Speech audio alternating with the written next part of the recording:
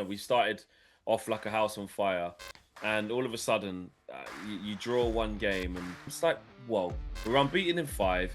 We played a team that are also in good form, and we're not going to be able to win every single football match. We've got to get the elephant in the room out of the way. Erik ten Hag struggled with it, Ruben Amorim struggled with it, and we've seen here Michael Carrick struggle with it last night. We are still a team who perform better on the counter. We're not a group of players who want to have the ball. I think Kobbie Mainoo, I think that he should be called up for England 100%. Nobody would have thought that we would have got the points that we've got. I mean, United got 14 points from 10 games before Michael Carrick took over, and have got 13 points from 5. You definitely have got to give it time. These players haven't changed their personality overnight, and we've always said that they're a group who are more than capable of getting themselves up for the big games, but it's against the smaller teams, no offence West Ham fans, that they're expected to beat, that they struggle with.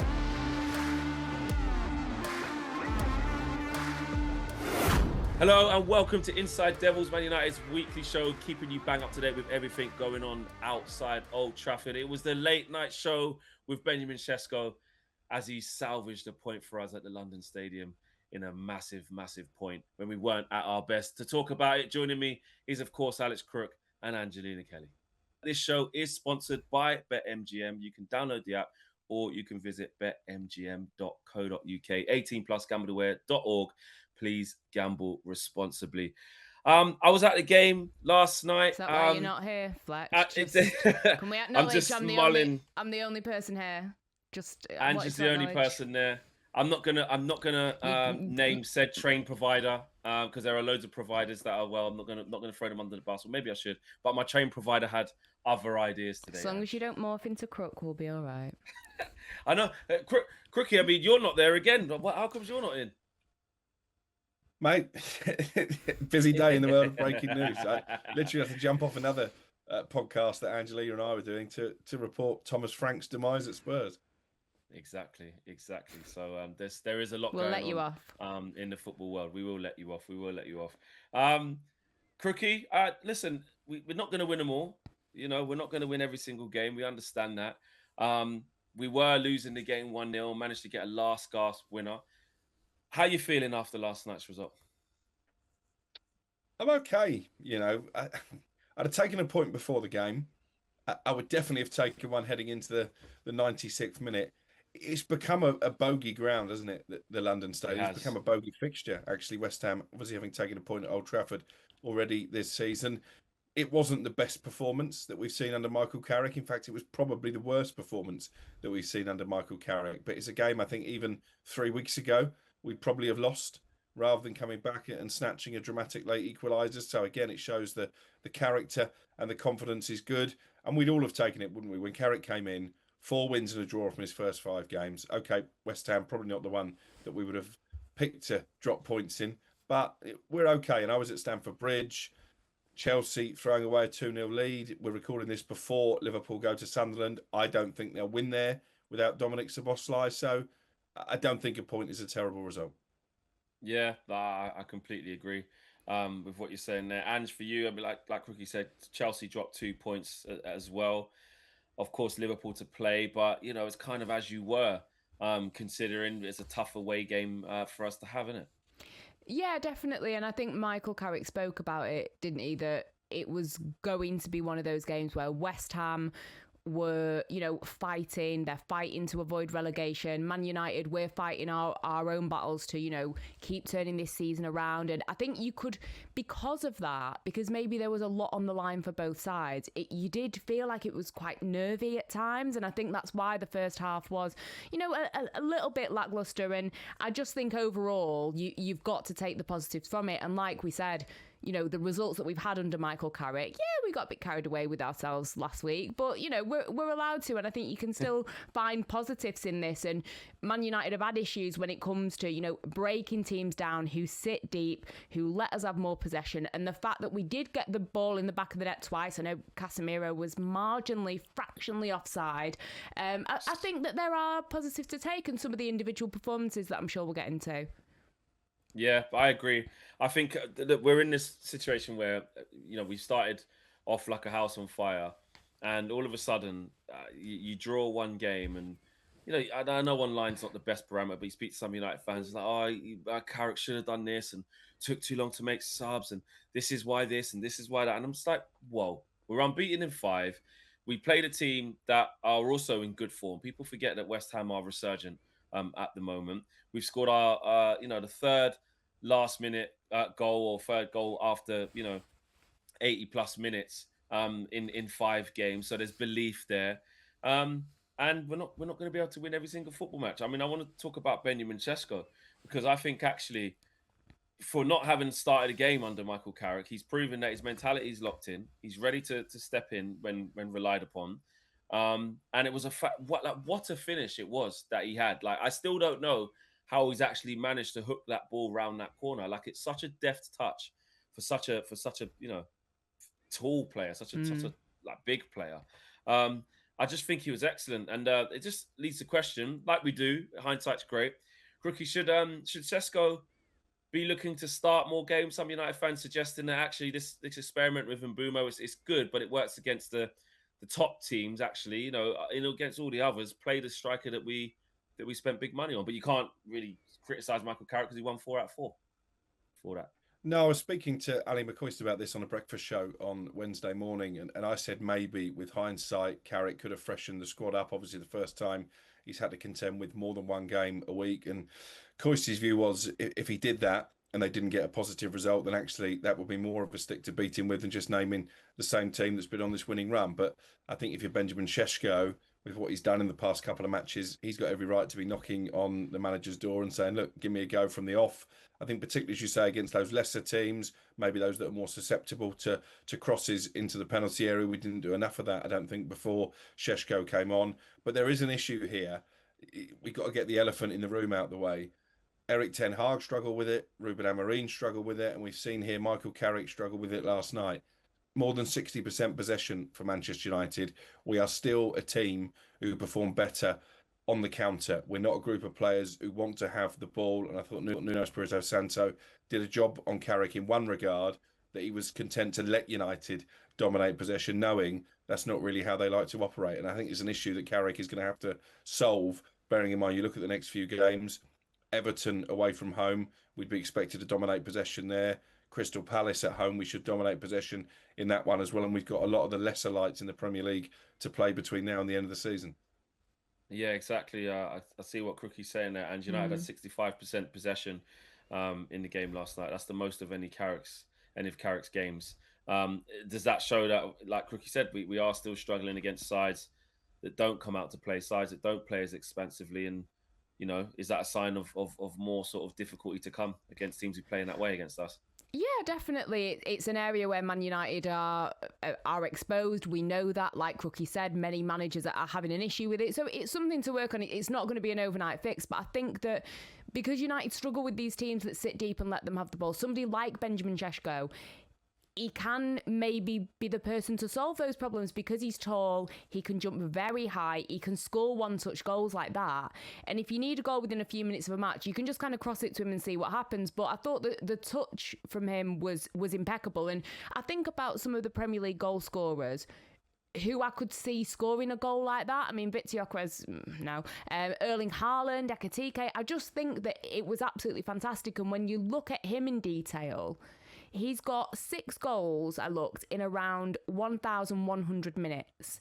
That's the equivalent of just over 12 lots of 90 minutes, if my maths is correct. So basically, it's a 1-in-2 ratio, and he's not the finished article, but the signs are very, very good. And I think it's players like him that are going to be able to help with this problem. I agree. I agree. I think Benjamin Sesko, the hindsight is a wonderful thing, though. It is, because all of a sudden now, Carrick should have started him. All of a sudden, he, needed to freshen it up. I get that. But then you go, well, there's also 10 days, until the next game. And, had we have won with that same starting lineup, we all would have been lauding Carrick. I did notice that I do think going forward, when Mbeumo out on the left, I don't think he's going to do much damage from there. Yeah. He's not. One, because I don't think that's natural to him. Obviously, I know he is left-footed, but traditionally for him, he wants to be on the right-hand side cutting in, or, with space to run in behind, where it has worked for him against some of the bigger teams where he's been scoring goals. But against Wan-Bissaka 1v1, I don't think he fancied that on his left foot in a weird way, which taking him to the byline. I think Matheus Cunha, it's very interesting with him. I want to see what you think about him, Crookie, because I think all of our attack was off yesterday. I think Bruno Fernandes was shy of what he's normally putting up. Ahmad, and Bumo, Cunha, all of them. Kobbie didn't really get going until the second half, and he was good then. But with Matheus Cunha, I feel like, we sold 3 wingers under Amorim, didn't we? If you want to, don't really count Jadon Sancho, which would be 4, but let's just say 3. And I just feel like it's a bit of a shoehorn job trying to get him to play off that left-hand side in certain games. You're not necessarily going to get the best out of him. Is that an issue going forward, or is it something that's just having decent options?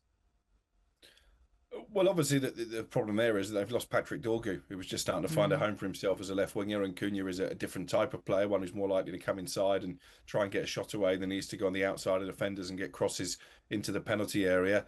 Dorgu's not coming back anytime soon, although we are being told that the 10-week diagnosis that was originally reported maybe is a bit on the pessimistic side. But options are limited, aren't they? Because there aren't really any more out-and-out wide players. In fact, there's no out-and-out wide players that are available apart from Amad Diallo. I noticed he's come in for a bit of stick from Manchester United fans on the back of his performance last night. Listen, attacking-wise, it wasn't great, but I think you've got to give West Ham some credit for that. I thought Matheus Fernandes, who, by the way, is someone I think Manchester United should maybe be looking at if they are going to bring in more than one midfielder in the summer. He might be a cheaper option than some of those that are being touted. He had an excellent game, and defensively, they were much stronger than they have been in recent weeks as well, West Ham. So that's why it was going to be a tough game. You're talking about, Arsenal apart, the 2 informed teams in the Premier League. So with that in mind, I know they're in the relegation places, West Ham, and you shouldn't be dropping points there. I don't think it's an awful result. I really don't. I agree. People are forgetting that, aren't they? That actually, there's 2 teams out there, and West Ham are resurgent, and Nuno did play into the hands a little bit in terms of knowing what we won't really want to see. And you do have to give him credit. And what I do give credit for as well is actually, let's talk about Leny Yoro, because I'll tell you what, at 1-0, that game could have been put to bed by West Ham when we started to go for it. And it could have been 2-0. And he makes 2 massive, massive blocks that I don't think have been spoken about enough. I've seen a little bit of it this morning, actually, where people have started to say, actually, listen, let's not forget how well he did. Because if he switches off in those moments, that's 2-0 and it's game over.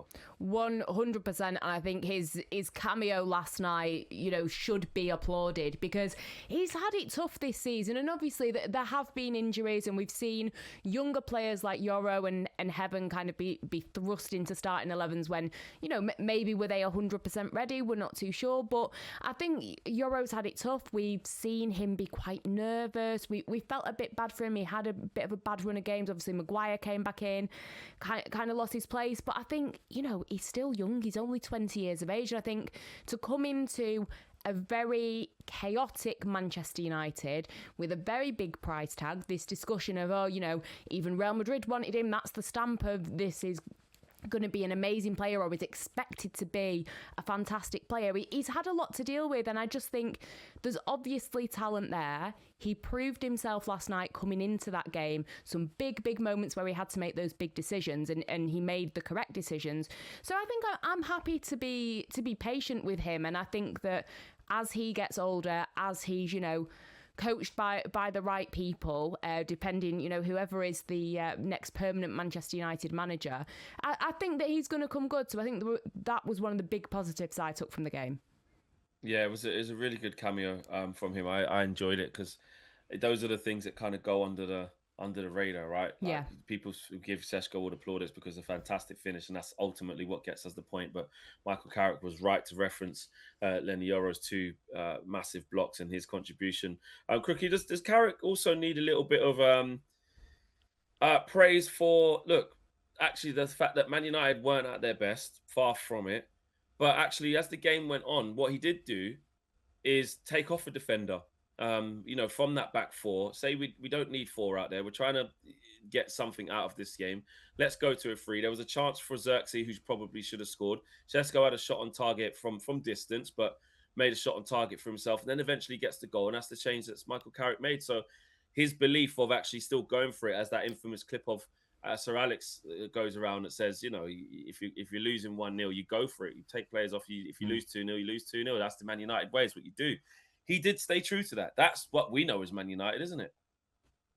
Yeah, and obviously Fergie's philosophy was let's take risks, and he certainly did that with that change. And as you say, it paid off because they had opportunities. The Casemiro had opportunities. That's header, the risk. Yeah, that was narrowly offside. Brilliant ball in from Kobbie Mainoo. I thought really grew into the game in the second half. I guess if you're being hyperly critical, maybe you could have made the changes earlier. Maybe something should have been done at half time because clearly United weren't at their best, and maybe Carrick was a little bit more reactive with the changes after falling behind than he was proactive. But that'd be very harsh, as I say, because this is not an easy fixture, and it's certainly not been an easy place to go for United down the years. Like you, I was pleased with Leny Yoro's contribution because he's had a difficult season. I thought Dalot was poor actually, and I was surprised he stayed on for as long as he did.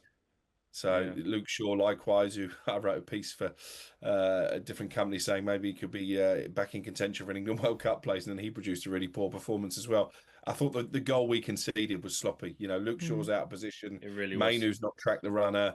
The centre backs haven't covered themselves in glory. So that was a disappointing moment, really.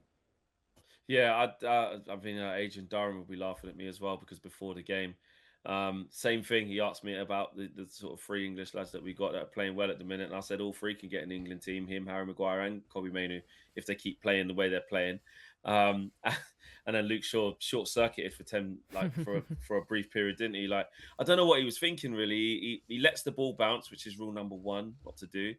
Then he jumps and tries to make the challenge and misses, and then we're just on the back foot from there. And like I say, Kobbie Mainoo lets Thomas Souček off him too easy. But Man United have scored and conceded in each of their last 11 away games. Their second longest such run after a run of 12 between September 1966 and 67. And United had just 9 shots against West Ham. It's only the second time this season that we've had fewer than 10 in the Premier League. That was a match versus Spurs back in November, which also wasn't a very good performance when we snatched a point there. Is that why yesterday was a little bit of a lull? Because again, we just didn't create like we expected to create. Yeah, I think so. And from some of the performances that we've seen, as much as we were going up against a West Ham side that's been resurgent, they're in form at the moment, I think I was expecting a little bit more, but I think you have to take it in the entire context of the season.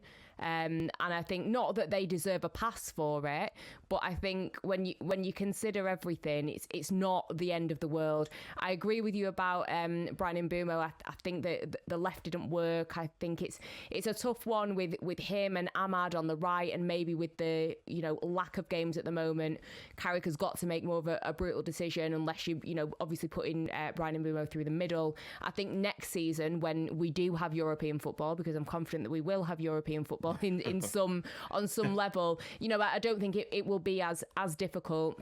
But just touching on what else you were talking about there with the England players, I think Luke Shaw and Harry Maguire a bit more error prone, but I think Kobbie Mainoo, I think that he should be called up for England 100%. I think you look at Declan Rice and Elliot Anderson, 2 starting midfielders for Thomas Tuchel, but behind them, I think Kobbie Mainoo is the best performing English player. And I've got a couple of other names down here. Who were the other options? Jordan Henderson at 35, Conor Gallagher, in a poor Spurs team.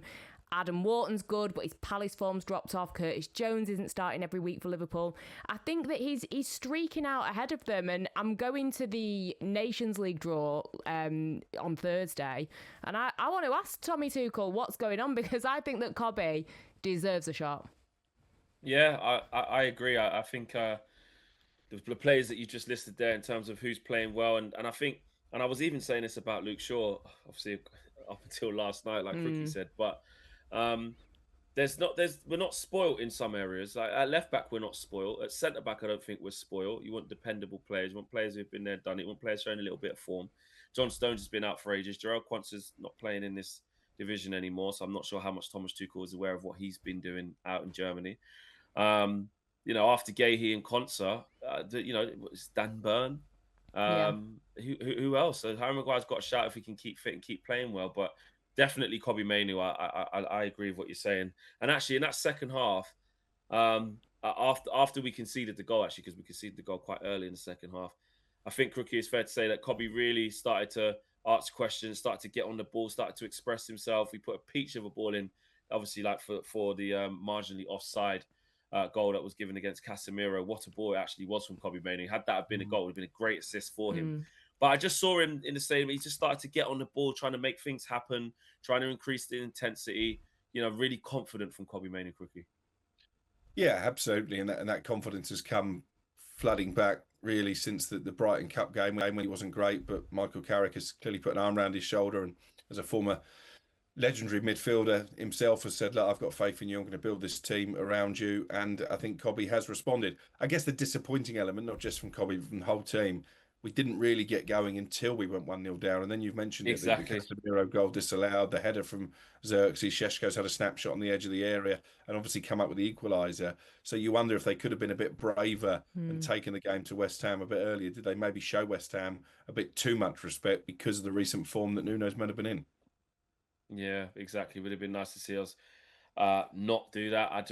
But I did, like yourself, Cooking, like yourself, fans. I did always think this would be a difficult game. I called a 2-1, and I thought at a time of the game it would probably be 1-1 at one stage. I wasn't far off it, especially had that Casemiro goal had gone in. But I do think it was going to be really difficult from there. Do you think Michael Carrick just needs to keep doing what he's doing, Ange, and try and block out the noise? There's gonna be a lot of United fans. See, we lost against low block. See, means we're not that good.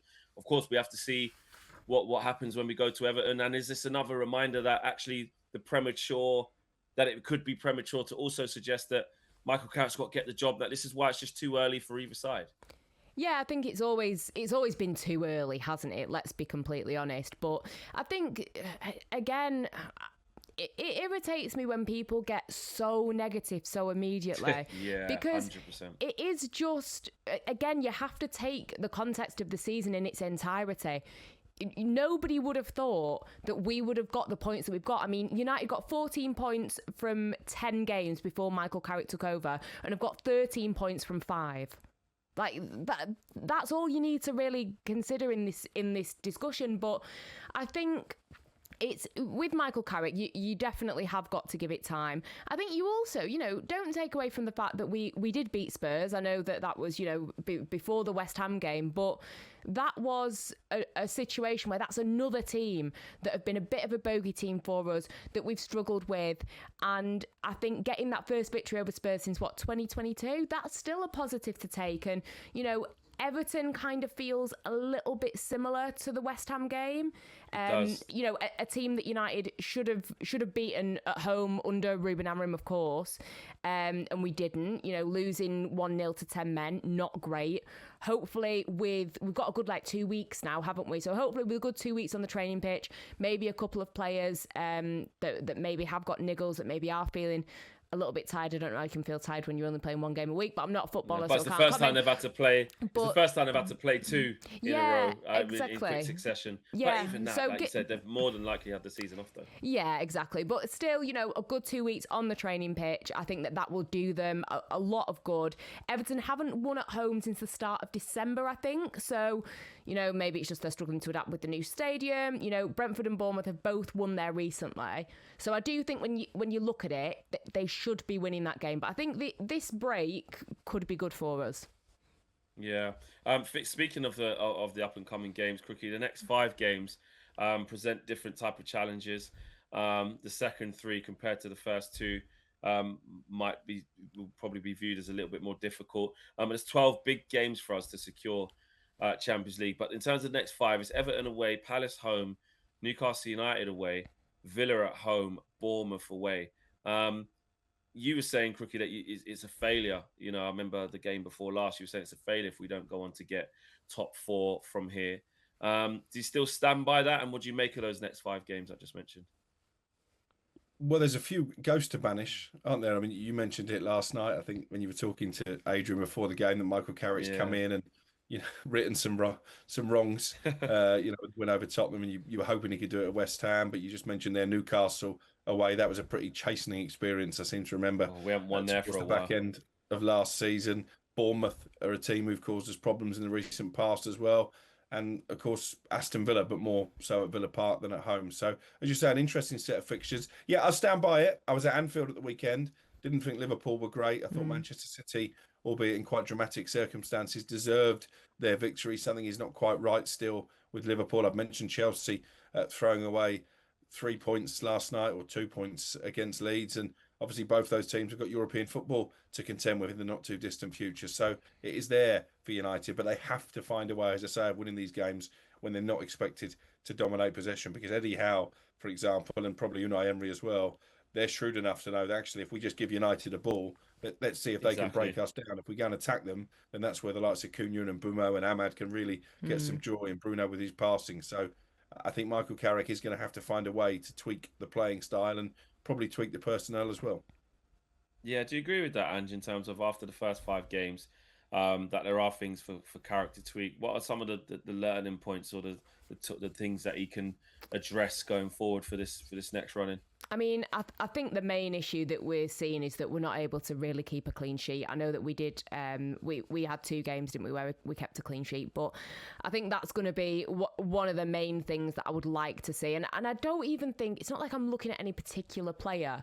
I know that there were some personal errors, and like Crook said, Dallo wasn't good, but it's not like I'm thinking this person's to blame or this situation, but I do think that that's something that they need to work on. But I think also what I want to see is them continue with this freedom, because Bruno Fernandes was asked on TV after the 2-0 win over Spurs what Carrick has changed, and the first thing that he mentioned was the freedom. Michael Carrick has given the players freedom to take responsibility for their decisions on the pitch, and he's essentially done like the opposite of Amorim, because he was such a micromanager, and how many times you could see the players actually looking at him as if to be like, where am I supposed to be? What am I supposed to be doing? Whereas Carrick has changed that, and you know, some of the goals that United have scored under him, 2 screamers away at Arsenal, you've got Bruno's goal at Spurs, even the Casemiro goal that was ruled out. You know, no way that Kobbie Mainoo plays that long pass under Ruben Amorim, and obviously he wouldn't, because he wouldn't have been on the pitch. But I just think that we've got very intelligent players, and I like the fact that Carrick is letting them go out there and play. I know that last night wasn't the best reflection of that, but I think regarding the clean sheets, we need to tighten up at the back. But I want to see even more of that confidence and more of these players going forward. I think that we're potentially going to be having Mason Mount back. I think I know that Matthias de Ligt is getting closer, but you know, he's been getting closer for ages. Matthias. Yeah, I know that's been a saga, hasn't it? But I think I would like to see a continuation of that, because it's been so refreshing to see how these players have responded to not being micromanaged anymore, and it's refreshing because the talent is still there, and I think we've questioned it quite a lot. Over, do these players understand what it is to play for Manchester United? You know, do they really get it, etc., etc.? You could still debate that, but I think that's one thing that I want to see continuing. Yeah, that's one thing I did put onto the players last night. Of course, the manager's responsible for things, Crookie, you know, substitutions, starting team, etc. But I think the players let themselves down. Like Carrick, I think, to quote, said they didn't have that spark. And it's both a gift and a curse, where if you don't have that spark, still find a way to take something out of the game. That's why we're all sort of semi-positive about taking a hard-earned point, which is fine, and not sort of crashing out or anything. But on the other side of it, like people saying that West Ham low block and stuff, and they probably they did sit off their Nuno side. They're going to be compact. They're going to let us have the ball. But I have to say, we didn't ask any questions of them, really. No. Like, there was no runs in behind. There was no one trying to force the issue. No one trying to get on the ball. I thought Bruno Fernandes was very average yesterday, considering how well he's been playing. We spoke about Matheus Cunha as well. I don't think Brian Mbeumo was comfortable at all out on that left-hand side. Ahmad not really taking on El Hadji Diouf as much as you'd like. And they've got 2 really good fullbacks in terms of Wan-Bissaka and El Hadji Diouf, West Ham do, and they're good in 1v1s. But I just felt like there wasn't really that belief and conviction from the side. So that's also something that Michael Carrick needs to, you know, it's their responsibility to do it, but it is obviously Michael Carrick to instill that in them, to try and get them to show that in more difficult circumstances. Yeah, and you have to remember that these players haven't changed their personality overnight. And we've always said that they're a group who are more than capable of getting themselves up for the big games, but it's against the smaller teams, no offence West Ham fans, that they're expected to beat, that they struggle with. And actually, you look at Carrick's run of games, Arsenal, We played well there in the Cup last season, played well against them on the first day, so it wasn't a surprise we were up for that one. Tottenham, with a history of what happened last season in that Europa League final, I think the players were determined to settle a score there. A Manchester derby, again, we've had some good performances against City, even at our lowest ebbs in the last decade or so. The two poorest performances have been Fulham at home, when they did manage to get over the line, thanks to that Sesko won the goal at the Stretford end, and last night against West Ham. So I'd still suggest there's also a mentality issue that Michael Carrick is going to need to try and solve in these final dozen games of the season in order to deliver Champions League football. And there are still some players in that dressing room who need to be moved on. Is that just it, Ange, as well? We can't get carried away, like you say, not just with Carrick, but in terms of the squad of where it's at. There's still some gaping holes in it. Like if you look at some of the way that we play, we still don't have more rolled-in wingers. Like I said, the squad is a little bit imbalanced. You've got to kind of shoehorn a few different players in. And there's going to be days where Mbeumo can play up through the middle and cause problems, and it's fine. There's going to be days where Matheus Cunha might be able to come in from the left, and it's fine. But there's going to also be other days where you look at it last night. And I did see like a few square pegs in round holes. Like I said, Mbeumo didn't look comfortable. We didn't move the ball quick enough in midfield. There's a few things where you go, yeah, let's not forget ourselves. Like what Crook is saying, like players aren't going to change their personality overnight, and it's not always going to be able to just be cuddles and smiles and getting the good results. Like it is going to be difficult, and there's still a squad that needs to be built here. Yeah, definitely. And as much as you look at it and think you're a professional footballer, you should be able to play wherever on the pitch. Some people might argue, but this is still a very big change. You've gone from having such a rigid system that the powers that be, backed until they didn't want to back it anymore, brought in players specifically for Ruben Amorim's system, and now that's kind of been, shredded up. So we don't know what kind of system we're going to be playing with the permanent manager, whoever that may be. You would like to think that it's going to be something similar to what we're seeing under Michael Carrick, but these players have had a lot of changes. They've still got a lot of things to adapt to. And like I say, some people might say, well, you're on X amount of money, you should be able to switch from this to that, whatever. But, that's not always the case. So I think we do have to take that into consideration, that some of these players are now being asked to do things that they've not been asked to do before with Manchester United. And even you look at, Mbeumo and Cunha, the roles that they were playing at their previous clubs was more suited to that Amorim system. So it's going to be interesting. I think the recruitment's going to be interesting, because the main thing that you've got to look at, you could make arguments for every single area of the pitch. I mean, you'd like to think that, I think the goalkeeper's been doing well, as much as I was talking about clean sheets, but I think the goalkeeper's been doing well. I think you can argue, defensively, that we are going to need reinforcements. I think especially when you're looking at those full-back options. Yeah. And then you've got the headache of how do you replace Casemiro? You go back to that Newcastle game and you think, you never thought you'd be saying that. How do we replace Casemiro? But it's a genuine question. I know Crookie's been saying about potentially bringing two midfielders in. But again, how is this all going to work with the money? Then you look at it and think, not that I'm saying we should be bringing back some of the wingers that we got rid of, absolutely not, because they're not good enough, but we might need a winger as well. That's something that's going to have to come into consideration. And then what are we going to do when it comes to a striker? We know that Mbeumo can play through the middle. We know that Benjamin Sesko, we have to be patient with him, but it does seem like it's starting to click for him a little bit. What are we going to do? Are we going to have somebody a little bit older come in? Probably not, because of the Man United model. Then you've got to think, well, are we going to get somebody maybe a little bit younger or a similar age to kind of create a little bit of competition for him? Because it doesn't look like Rasmus Højlund has got any desires to come back to Manchester United, which is fine. So I think, yeah, exactly. So I think that you can make an argument for every area of the pitch, and I think that's going to be the hardest thing. But for me, the midfield for this is the second season at least, if not more, we could argue that the midfield is the biggest one that we've got to get right. Yeah, no, for sure. I definitely agree with that. There's so much surgery that has to happen in that area of the pitch. Crookie, a lot of fans have been talking about Shea Lacey and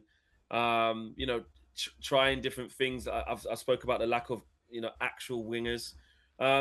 Is it for Michael Carrick to maybe continue that sort of introduction of Shea Lacey? Could that be something that he looks to bring in to continue his first team experience, or is it too early for him with one game a week, or would you like to see him given a bit of an opportunity? And would you like to see Carrick sort of mix up formations as well? Maybe go with, I don't know, Xerxes and Sesko up front, or Mbumo and Sesko up front, and mix it. I don't know, just maybe mix things up a little bit formation wise, and maybe move from the 4-4-2, or is it too early for that type of talk? Too early. I don't see the need to tinker after one, semi-disappointing result, a draw away from home. I think it's difficult for the youngsters because there's no European football, there's no League Cup football, obviously, because we managed to get knocked out by Grimsby under the previous fella. So I'll keep that going. What's his name again? Rookie, what's his name? I can't remember. Oh, I'm not going to mention him or that fella who won't cut his hair, which was Angelina's biggest concern. Oh, come on. Oh, leave Frank alone. I've said to Rooney, give him a bit of jib. There's a lot of... I just think if you don't care, I'm like, well, just don't care. I don't get the outrage for him. That's he did a press conference. He did a press conference before this game, and the Telegraph were represented. I think there was NBC were there from the States. But there's clearly a demand Sky for it. Sports News. So there's a demand for it. It's not his fault. You can't hate on him for being given an opportunity. And me and Crook have already had it out this morning. An opportunity he made himself. He's just a fan. He said, "I'm just not going to cut my hair to United." If everyone doesn't it tell you, Flex, all that is wrong with modern society when a fella can become famous and make a wad. But by sitting on his backside and just not having a haircut. I think Crookie's fuming that he didn't have the idea himself, and that he's, sat here, chief football correspondent, working morning, noon and night. He's not had a day off since Christmas Day, and he's looking at people like Frank, who are meeting Gerard more famous than me. More famous. Yeah, I just think there's a little bit of jealousy here, and I also question... If you could grow your hair like that, I think there's some jealousy about the hair. Hey, listen, don't worry about that. I have to have a haircut every 2.5 weeks. If I didn't have a haircut because United hadn't won 5 games in a row, I would have a better head of hair than that guy. But, Crookie, no. He's woke up on the wrong side of the bed today. When Michael Carrick's been asked about it in a press conference, and Bruno Fernandes, they've just beaten Tottenham, in a big grudge match. And that's not Frank's fault, though. That guy can get his hair cut now. I think it's embarrassing. I really do. That's not his fault that they're being asked, though. He won't come back on here, by the way. We won't be able to afford him now. Oh, no, he won't come back because you're slating him all the time. Flipping I think the people that we've got to go towards is probably to criticise the people who keep asking about it. And there's a lot of journalism colleagues that you may have that have ring also your asked journo mates up. Not journalism. Yeah, it's definitely not journalism as I know it. And you listen, you speak to people at the club, and you know how aware of it they are. You know that there's some things going on behind the scenes where if he would have got it, if we would have won that game, I'm telling you, people might not have liked what was planned. I tell you that. I'm not going to say what I was. Well, I'd be one of those. I had a few whispers. But there was a lot there. And I know people are forgetting there's a lot of money going to charity from this as well. I was going to say. It's going to come with commercial opportunity. It's going to come with opportunities to do this because he's made an idea and put himself on the internet. That's how the internet works. But where's he going to be in 5 years? He is also doing it for charity. Where's he going to be in 2 years? Well, doesn't matter. Probably still waiting for a haircut. Well, exactly. There you go. He might still going to be relevant, as people say. But then if he's not, then people will stop moaning then, isn't it? And then maybe he might do his beard instead. Yeah, who knows? Call me a grumpy old man. But anyway, in answer to your question, I think it's difficult for Lacey to get much game time between now and the end of the season. You happy now? You've got it off your chest. You've had a moan. Happy? You did trigger me last night. You knew that. I was despondent over 2 drop points, and your biggest concern was haircut man. Listen, how foolish of me to think that we were in a group chat where we could, just like have a little bit of fun, a little bit of a laugh. Like, I'll remember to keep it serious. Don't worry, Crook. Strictly football. Good work. Guys, you're seeing the real inside devils. Yeah, this is really what happens. This is inside devils. This is what goes on in the group chat. It spills over sometimes. There's some wild accusations, some wild takes that don't make it out of the group chat, but today it has spilled over. I will be honest though, I obviously, and it goes without saying, we care more about Man United just doing well. Of course, we want Frank. I say we. I'm pleased with Frank. I'm pleased for what he's done for himself. He's come up with an idea, and he probably never thought in his wildest dreams. And I haven't spoke to him quite a few times, not even just on this show. He probably never thought in his wildest dreams that this would happen. It would go on this long as well. Yeah, he doesn't slate the players. He's not in it for that. Yeah. He doesn't even really go. Like when we were terrible under Ruben, he would have every right to be cussing out the players and stuff, but he doesn't. He just wants to grow his hair until we win 5 games. And I think also the last time that United did 5 in a row, wasn't it the beginning of the of 2024. He decided to do it October 2024. So it was still in that calendar year when it had happened. So I don't personally think that he genuinely thought that this would be going on this long and it would get as much attention. But, you know, Alex Crook's entitled to his opinion. Yeah. He is. And I do see things of like, we don't have to, it is like, let's remember, guys, we need to win for us, and getting a draw is not a bad result. I think that's, Crookie's got a bit there. It's like, because we've drawn, it's like, oh no, and Frank didn't get his head. Well, it's like, no, we're still unbeaten in 5. We're still on a fantastic run. We've lost, 2 games since December, maybe even 1. You know, we're not used to losing at the minute, and that still is unbeaten more this year if we do get League. Yep, still unbeaten this year in the Premier League, and like you say, us and West Ham / Chelsea at the time, one of the informed league that team in the whole league as it stands, and those are the most important things to be talking about. I get it. But I think Crookie's and yet, who was the person that brought up Frank today whilst we're having this serious discussion? Yeah, we about left football? it. We left it. Yeah, I'm getting pelters because I mentioned it in a group chat. Crookie's mentioning it on the show, so there you go. But now I know that it triggers him. I'm going to be stirring that pot as much as I can. Exactly, and Crookie will take the bait. I'm very much sure of that. Guys, this has been Inside Devils this week. Thank you for watching. And this show is sponsored by BetMGM, and you can download the app or you can visit betmgm.co.uk. 18+, gambleaware.org. Please gamble responsibly. Big thanks to Alex Crook and Angelina Kelly, and we will see you on the next episode very soon. Take care.